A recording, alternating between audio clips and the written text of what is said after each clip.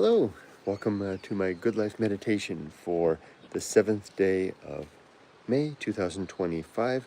My name is Kurt. Welcome. Glad to have you here. Boy, the sun is coming up strong after yesterday's all-day rain. It was something else. Really interesting day yesterday. Oh my goodness, I just noticed that a giant bamboo spike, a new bamboo shoot new bamboo is peeking through the forest through the chestnut tree there. I'll have to take a look at that from the bottom. Anyway, my name is Kurt. I'm a 60-year-old retired American living in Japan with my 60-year-old retired Japanese wife. This is a daily video that I do to go over the status report of how I'm doing living my life. I do this every day about the same time, usually as the sun rises. And I'll go over three things. I'll talk about the last 24 hours. I'll review the objectives of my creed. I'll go over one of the principles, and I'll plan for the coming day. Now, I do want to begin with a big welcome to the new subscribers to the channel. Welcome, I'm glad you're here. Just to let you know that even though this is Japan, this happening all around me, but I'm not necessarily, this video is not about Japan. If you see these when you see these daily videos in my feed, The Good Life, and they're clearly titled as The Good Life, and there's a snapshot of my mug on the front.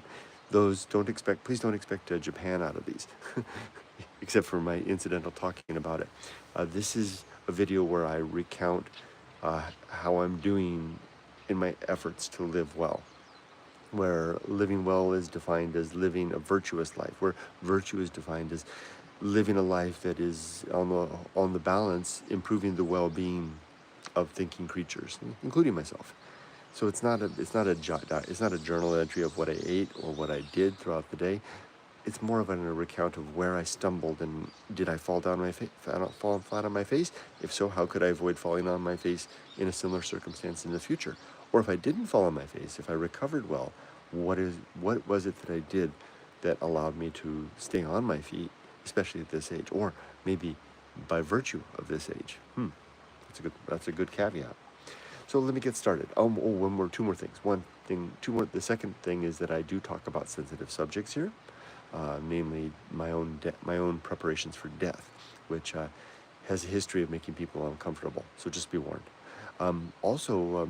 Thank you for your support, especially for watching this video, especially to my YouTube members and my Patreon supporters. You make all of this possible in terms of funding my adventures. And I do have an adventure in the work. Maybe as soon as tomorrow, I'll be heading out to the Mochi Mune, hopefully. I know I promised to do that earlier in the week, but life happens. So maybe tomorrow will be the day.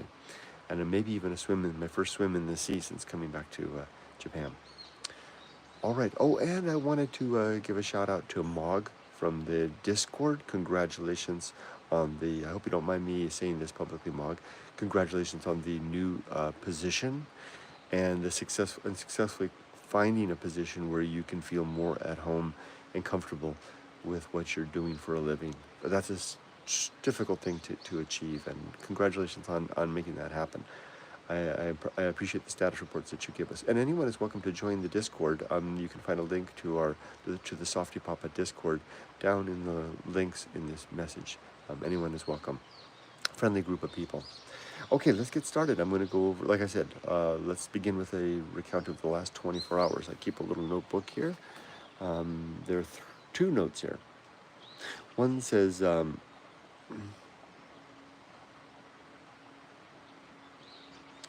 can't even read my own writing. It's just basically something about a good day in the rain. I know what the sentiment is here. I am a person who doesn't rest well. Sorry for the glaring light there. I'm not a person who can just sit on my butt for very long. Yet, I really did a good job yesterday. I'm trying to kickstart my old antique business. And for the last couple of months, I've been just dabbling a little bit with adding listings here and there. Going to the antique flea markets pretty frequently. I mean, almost every weekend, getting up this and that and the other thing. And I've added a few things to both my YouTube store and my eBay store, trying to see which venue I want to work off of. I think I've settled on the YouTube store, just because it gives me more control. And it also I don't want to do this professionally. I just want to do it kind of like as a gentleman antique dealer, because I don't want to ruin it, right? Like the last time I was an antique, I lived in Japan previously, and when I was living here before, I was an antique dealer for 5 years. Professionally, that's all I did. That 5-year experience ruined it. I lost all my love of Japanese antiques. It became a total job. It was no fun at all. Um, and Now coming back to Japan after it's been, good gosh, that was 2008 was when I closed my business due to the economic crisis that rocked the world at that in those years. It's been, what is that, 14 years? What is that, 14 years? Something more than, was that 8, 9, 10? No, like 17 years. Well, geez, wait. It took me 15 plus years to regain my mojo and to be able to want to do antiques again. And I don't want to ruin it. So the way I'm doing it differently now. So I go out and I buy items like I bought this weekend. I should turn the camera around. See, here's my, this is where I sit. And when I'm out here reading and doing stuff, and it's got a pleasant view. This is my house, by the way. And I bought this lovely set of Japanese clippers. I mean, they're the sharpest things I've ever seen before, and I can use them to clip the flowers here. Anyway, I'm going to list that. You'll be able to buy that if you want it. Probably later this week. But the thing is, I'm not listing things in. Before I list things and I put them in a box until they sold, everything that I'm buying now that I'm listing is going to be actually used in the course of our lives. So I'll buy it, I'll put it to use, I'll put it as a decorative item, I'll use it like I'm using that. And if someone happens to buy it, well, good for them, and I'll ship it to them. You see, it's a different approach. So it's not approaching it as a business, it's approaching it more as a hobby that I'm giving others an opportunity to participate in. So to that end, listing items in my YouTube store, which you can find by just going to my YouTube homepage, and then clicking on the store tab, you'll be able to see the items. And I spent the whole day yesterday. I listed 11 items, I think, and they're all going through it takes them a while to filter through the system to appear on my YouTube store. So they're not appearing yet. I expect they'll show up today. So 11 items will show up later today. And I really had fun yesterday. I was developing a workflow. I had my little whiteboard easel out, and I was just sitting. The rain was just pouring down, and I was sitting there on my sofa with my coffee and my tea and my dog, just sitting there practicing. I set up a little stand here. I've got this little, well, it's inside.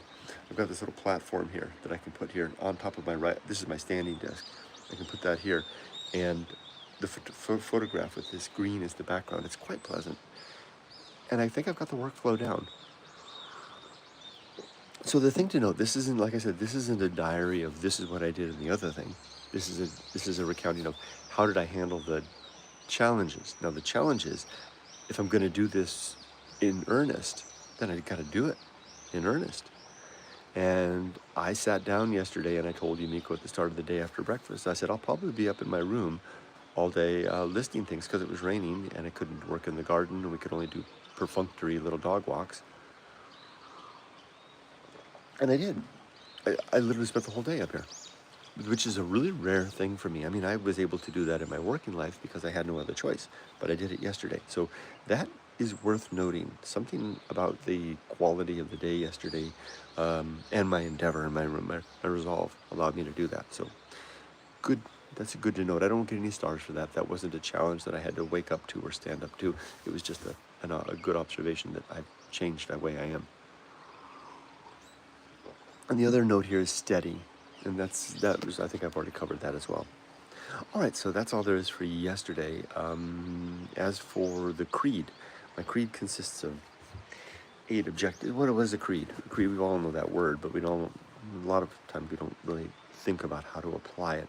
A creed, as you may know, or I'm sure probably do, is a set of values that one uses to guide themselves. Just like an epistemology is a toolkit of the intellect that we use to sort out truth. Creed is what we decide upon as our value set.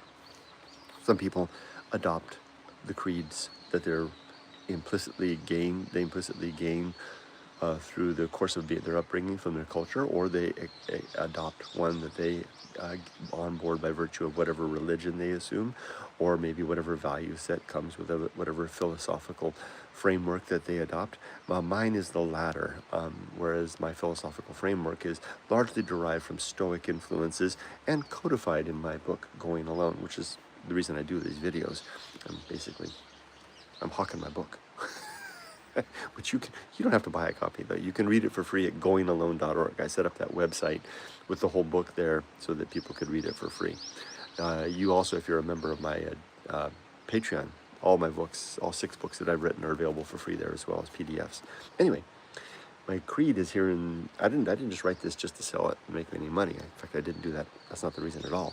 I wrote it because I needed, from starting about age 16, I needed some framework of values to organize my life projects about.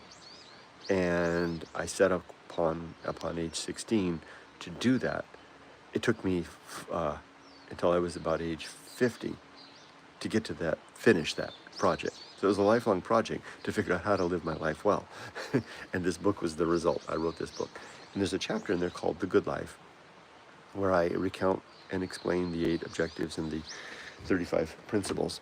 And what I do, though, every morning when I do this video, and this is how I originally started these videos, was I list verbally the 8 objectives. And I do that to to calibrate my mind to start at the start of the day with the sun blowing through the sky here in the direction of a virtuous life. So I'll do that right now. Let me go ahead and tell you what those 8 objectives are. I've got them memorized. So number 1 is to be always ready to die, so that I have my affairs in order, my relationship sound, and my life's work complete. So that if I do die today, I'm not leaving my life in a shambolic mess.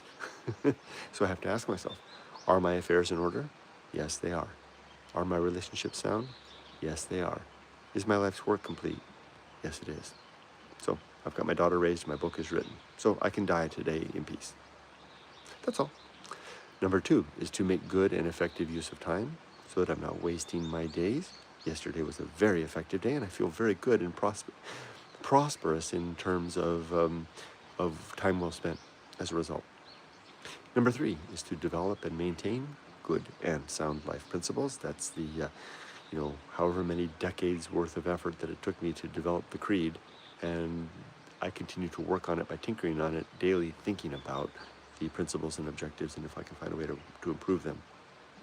Number 4 is to cultivate good emotional reactions, to tune myself so that when challenges arise, that I respond well both intellectually and emotionally.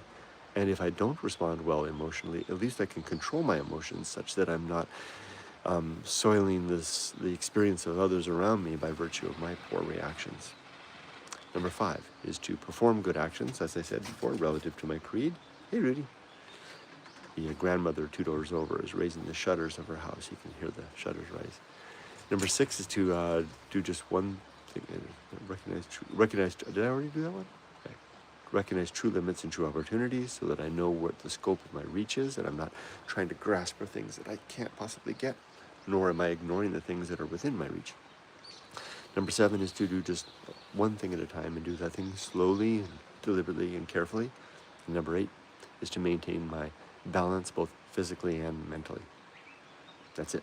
Now, I think today that we're going to go over objective or principle number 5, which I will open the book and read. Like I said, in my book, Going Alone, in the Good Life Creed, in the Good Life chapter, yesterday we did the Anchorhold, I think. That was the principle. So it's number 5, yeah. Okay. Number 5 is called, in the book you can see that each of the principles is laid out with a heading. There's usually a quote, something that I picked up from my reading over the course of my lifetime that seemingly applies to this, and then my prose text. Now my prose, I've my prose is,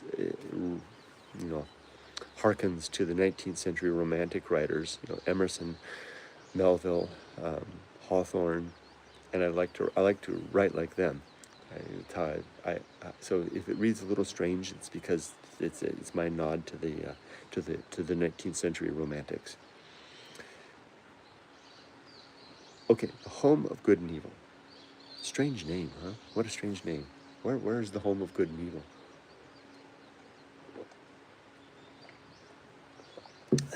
It's here. Activity in accordance with virtue is virtue. Aristotle. Now here's my writing, explaining the home of good and evil. A catalogue of right and wrong maintained by that little mortal within my head.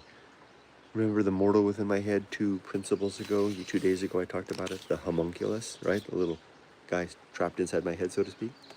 Again, a catalogue, the home of good and evil is a catalogue of right and wrong maintained by that little mortal within my head, containing both opinion and judgment, and suggestive of a platform of subjective responsibility. The homunculus owns this list and has the responsibility to develop and vet its contents, as well as reconcile these with the reasoned opinions of others. Good and evil then become perspectives and opinion. Ooh, there's the key element there.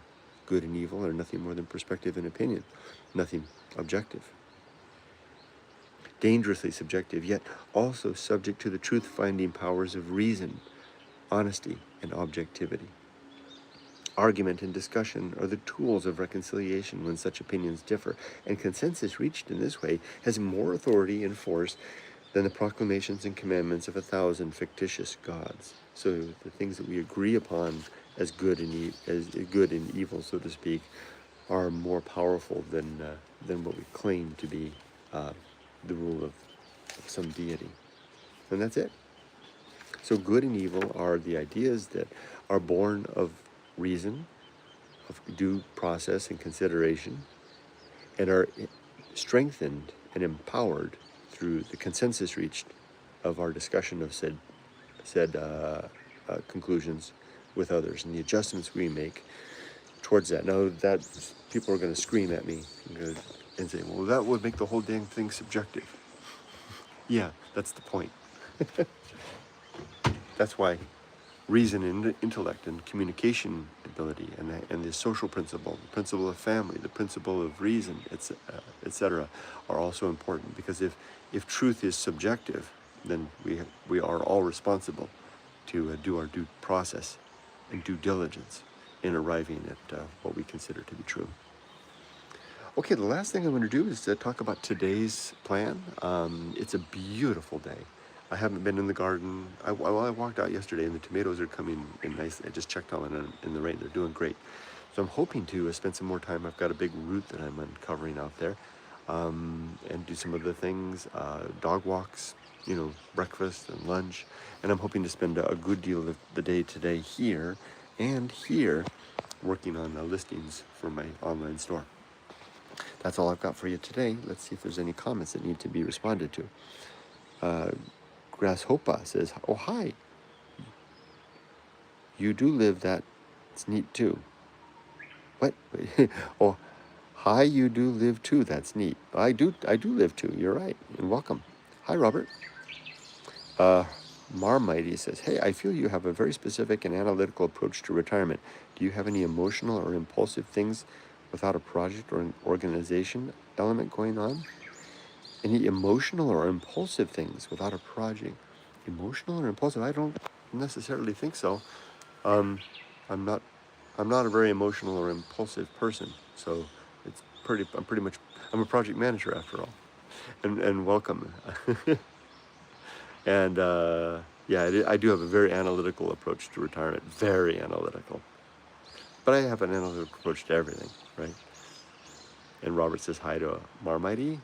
Grasshopper says, red hand, hello. Whiskey, hey Whiskey, morning mate, please don't prepare to die.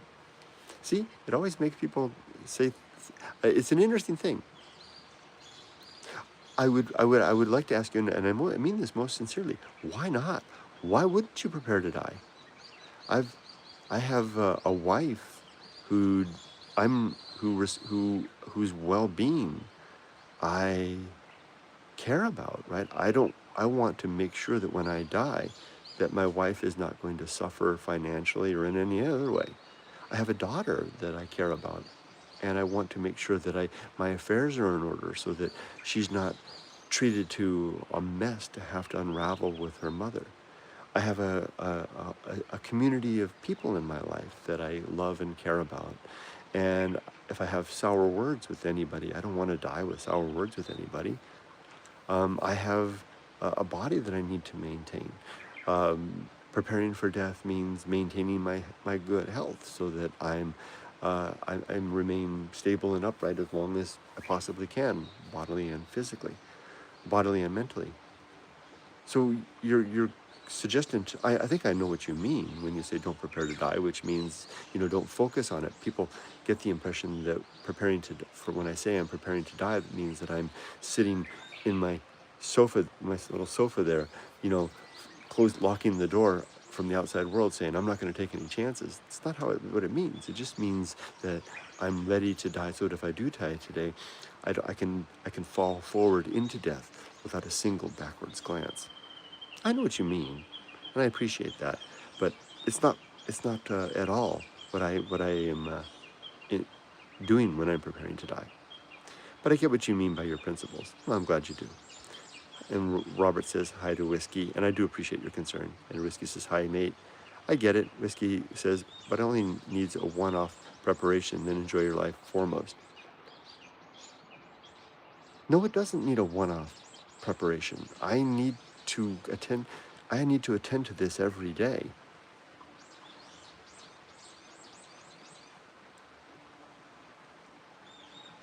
It's like keeping a ship in good working condition for the sea, right? I mean, I know that could be spun differently. I can't think of a good way to describe it. And also, preparing to die isn't a negative thing to me. It's not something that makes me down or sad.